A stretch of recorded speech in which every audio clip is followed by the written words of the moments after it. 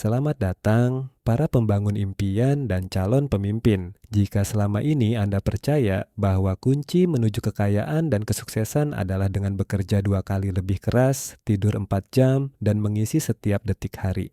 Anda dengan kesibukan yang tak berkesudahan, izinkan saya memberitahu sebuah rahasia besar yang sering tersembunyi di balik sorotan media. Anda salah. Kesibukan dalam banyak kasus adalah musuh kemajuan. Orang terkaya di dunia, mereka yang membangun perusahaan triliunan dolar, yang memiliki waktu untuk hobi, keluarga, dan bahkan membaca, tidak mengelola waktu. Sebaliknya, mereka mengelola prioritas, energi, dan keputusan. Mereka telah menguasai seni untuk fokus pada apa yang benar-benar menghasilkan hasil yang eksponensial, dan mereka tanpa ampun menghilangkan atau mendelegasikan sisanya. Ini adalah pergeseran filosofi yang revolusioner. Hari ini, kita tidak akan membahas tips to-do list yang itu-itu saja, tetapi kita akan membongkar 5 pilar fundamental dari manajemen waktu elit yang diterapkan oleh para titan seperti Warren Buffett, Jeff Bezos, dan bahkan Elon Musk. Siapkan pena dan buku catatan Anda, karena yang akan Anda pelajari selanjutnya adalah cara untuk memiliki lebih banyak dengan melakukan lebih sedikit, namun lebih cerdas. Mari kita mulai. Pilar pertama dan yang paling penting adalah adopsi yang brutal dan tanpa kompromi terhadap prinsip Pareto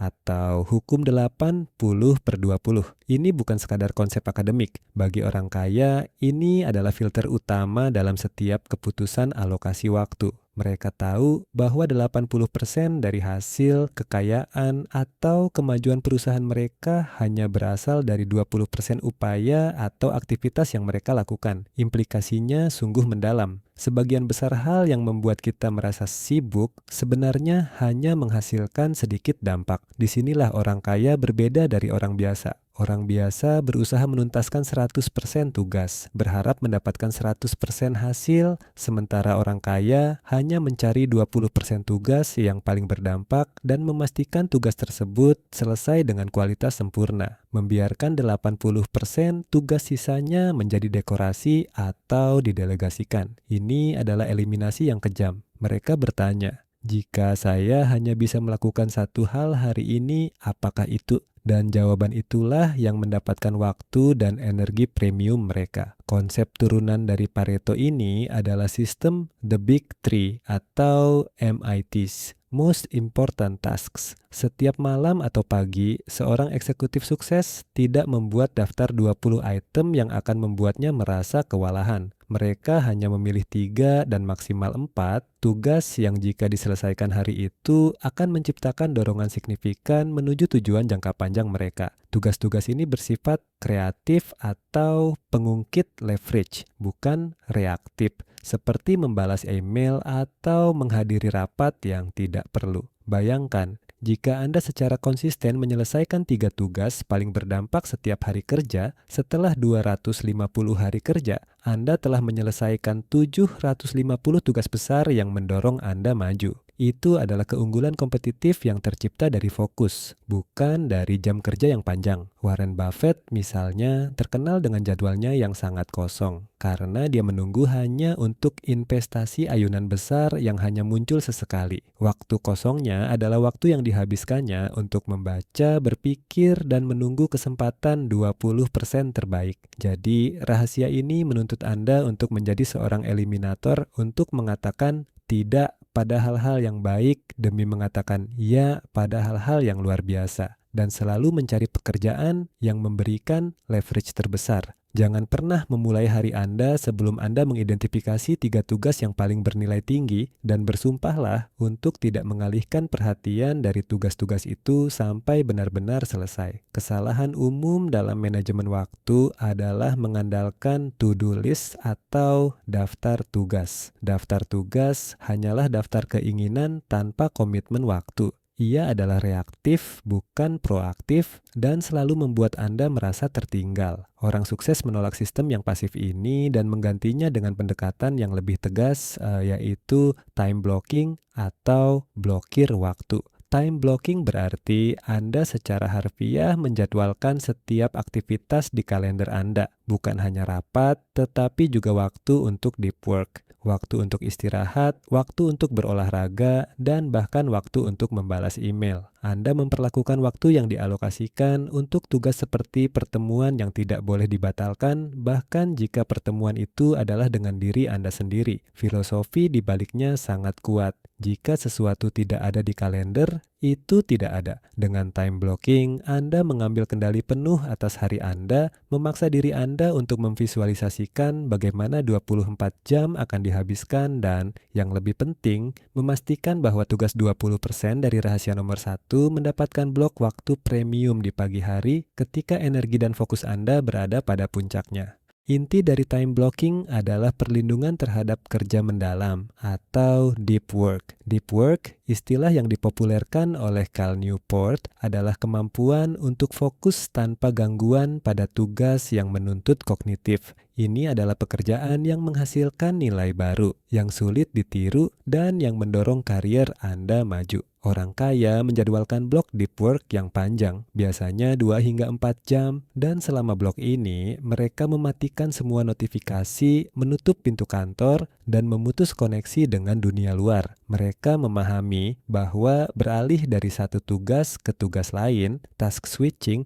tidak menghemat waktu. Itu justru merampok waktu karena otak Anda perlu waktu untuk fokus kembali. Fenomena ini disebut attention residue. Sebaliknya, pekerjaan dangkal atau shallow work seperti email, rapat, atau tugas administrasi dikelompokkan dan dijadwalkan di blok waktu terpisah yang kurang produktif, misalnya sore hari. Dengan cara ini, otak mereka terlatih untuk berada dalam mode fokus penuh di pagi hari dan mode reaktif di sore hari. Ini adalah disiplin yang mengubah waktu menjadi aset berharga. Dengan mengadopsi time blocking, Anda berhenti menjadi reaktif terhadap tuntutan orang lain dan menjadi proaktif dalam menciptakan hasil Anda sendiri. Anda mulai melihat kalender bukan sebagai tempat untuk mencatat janji, tetapi sebagai peta jalan untuk mewujudkan tujuan Anda. Orang kaya tidak pernah melihat waktu sebagai sumber daya yang tidak terbatas. Mereka menghargai setiap jam dan menerapkan pemikiran keuangan pada waktu mereka melalui konsep VPH atau nilai per jam, value per hour. Mereka menghitung atau setidaknya memperkirakan berapa nilai moneter dari 1 jam waktu mereka. Begitu angka ini ditetapkan, mereka menggunakan VPH sebagai filter delegasi.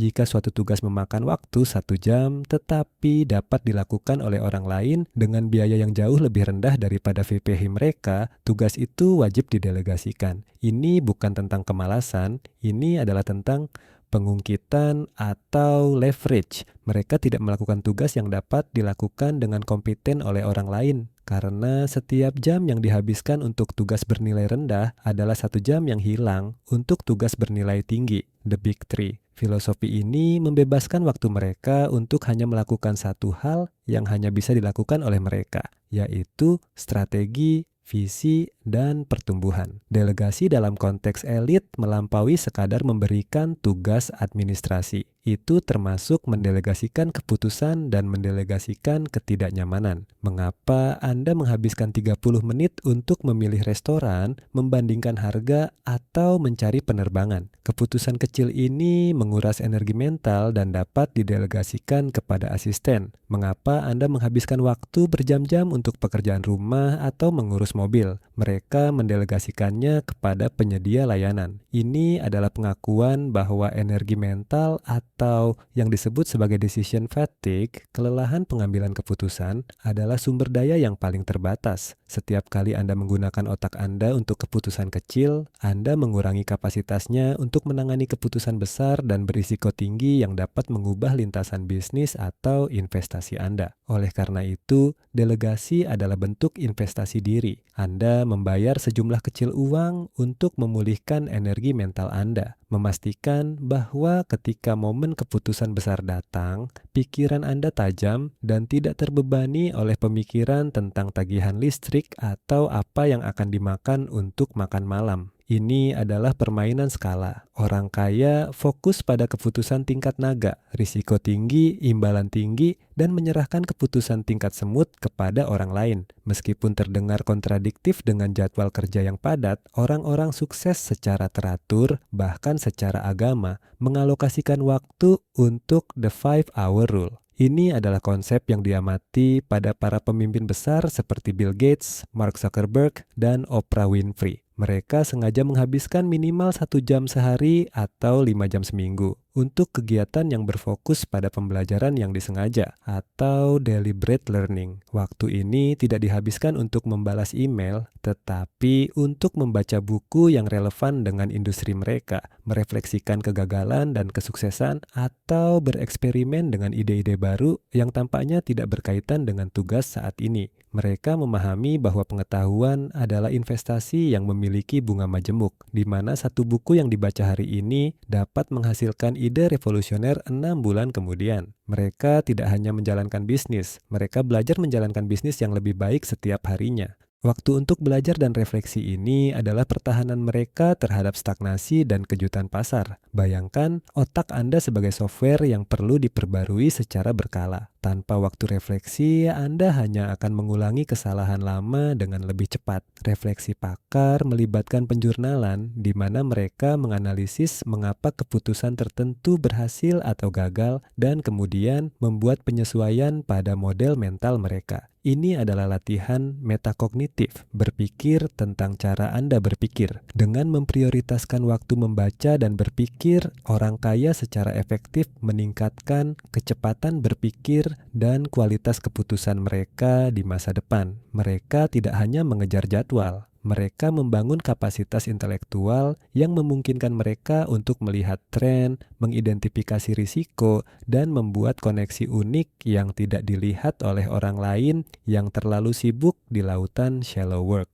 Jadi, kunci kelima ini adalah pengakuan bahwa waktu yang dihabiskan untuk berinvestasi pada diri sendiri melalui buku, jurnal, dan pemikiran yang mendalam adalah alokasi waktu yang paling berharga dan harus dijadwalkan sama seriusnya dengan rapat dewan direksi. Keputusan adalah aset yang mahal. Setiap keputusan yang Anda buat, mulai dari memilih kaos kaki hingga memilih menu makan siang, menggunakan sejumlah energi mental yang terbatas. Orang kaya yang memiliki pengaruh besar harus membuat keputusan yang menentukan nasib ribuan karyawan atau investasi jutaan dolar. Mereka tidak bisa membiarkan energi mental ini terkuras habis oleh hal-hal sepele. Rahasia kelima, mereka adalah penciptaan rutinitas dan sistem yang dirancang untuk mengeliminasi semua keputusan kecil yang tidak perlu, sehingga mereka dapat mempertahankan energi otak puncak untuk tantangan besar. Ini disebut decision fatigue elimination. Contoh paling visual dari hal ini adalah seragam. Steve Jobs, Mark Zuckerberg, dan bahkan mantan Presiden Obama semua terkenal dengan seragam harian mereka. Mereka memilih satu set pakaian, kaos leher bundar abu-abu, kemeja biru, atau jas yang sama, dan menyingkirkan keputusan apa yang harus saya kenakan hari ini selamanya. Ini adalah penghematan energi mental yang sederhana namun efektif.